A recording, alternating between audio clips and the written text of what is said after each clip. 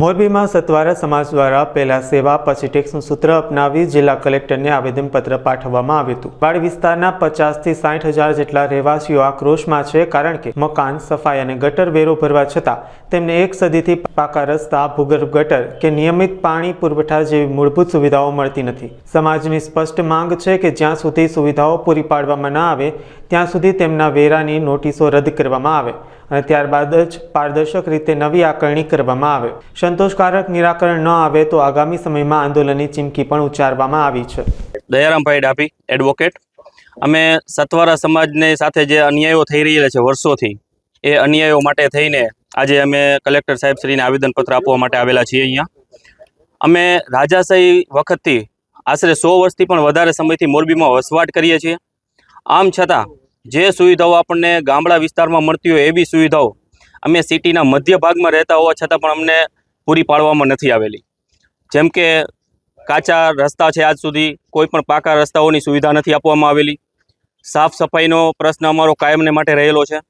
ભૂગર્ભ ગટરની જે સુવિધાઓ અમને મળવી જોઈએ, જે ખરેખર અમને આજ સુધી પૂરી પાડવામાં નથી આવેલી।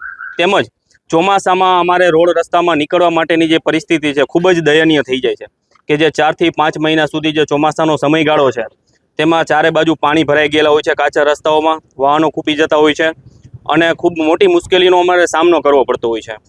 તેમજ જે વેરાની વસૂલાતો કરવામાં આવેલી છે, અત્યારે જે આવી સુવિધાઓ નથી આપેલી, સ્ટ્રીટ લાઇટની સુવિધાઓ નથી આપેલી, રોડ રસ્તાઓની સુવિધાઓનો કાયમીનો અમારો પ્રશ્ન રહેલો છે।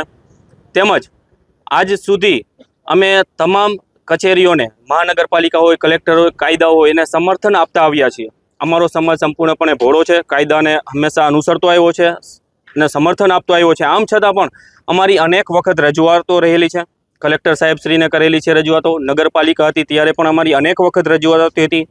આગેવાનો સાથે મળીને મેં રજૂઆતો કરેલી છે। અંદાજે 100 થી પણ વધારે વાડી વિસ્તાર આવેલા છે અમારે મોરબી વિસ્તારની અંદર, જે મોટા ભાગના વાડી વિસ્તાર અમારો સમાયેલો છે।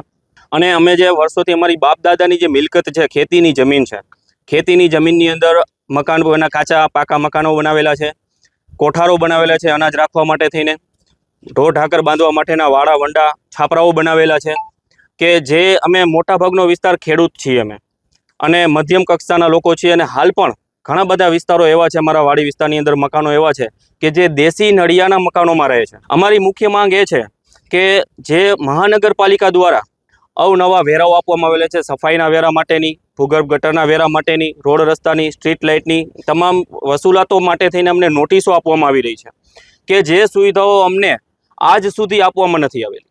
તો અમારી મુખ્ય માંગ એ છે કે પહેલાં તો આકારણી કરવામાં આવે, કેટલા વિસ્તારમાં અમારા મકાનો છે એ જોવામાં આવે, એ મકાનની આકારણી કર્યા પછી અમને ત્યાં સુવિધાઓ આપવામાં આવે, અને સુવિધાઓ આપ્યા પછી જ અમને વેરા માટેની નોટિસો આપવામાં આવે અથવા તો વેરાની વસૂલાત માટેની પહોંચો આપવામાં આવે। અમે સંપૂર્ણપણે સાથ સહકાર આપવા માટે તૈયાર છીએ, પણ અમને જે સામાન્ય સુવિધાઓ જન જાગૃતિ માટે જરૂરી છે, જીવન માટે, એ સુવિધાઓ આજ સુધી નથી મળેલી। તો અમારો મુખ્ય માંગ એ છે કે અત્યારના જેટલા પણ વ્યાજ સહિતની વસૂલાત વેરા માટેની કરેલી છે એ બંધ કરી દેવામાં આવે અને માફ કરી દેવામાં આવે, તેમજ નવી આકારણી થાય, સુવિધાઓ આપવામાં આવે અને પછી વેરાની વસૂલાત કરવામાં આવે, એવી અમારી મુખ્ય રજૂઆત છે સાહેબ।